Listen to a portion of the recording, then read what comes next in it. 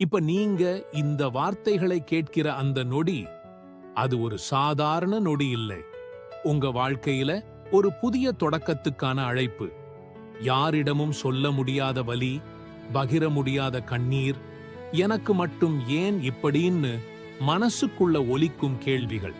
அவையெல்லாம் உங்க இதயத்துக்குள்ள சத்தம் இல்லாம ஒரு போர் நடத்திக்கிட்டு இருக்குது.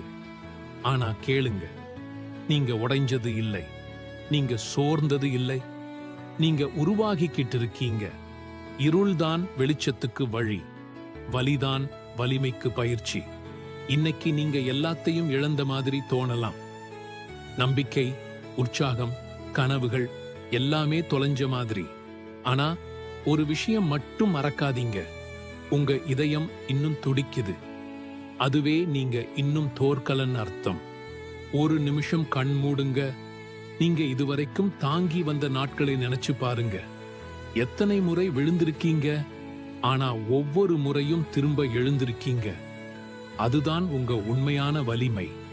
இப்ப பாதை தெளிவா தெரியாம இருக்கலாம், ஆனா இந்த குழப்பமே நாளை உங்களுக்கு வழிகாட்டும் விளக்கா மாறும்.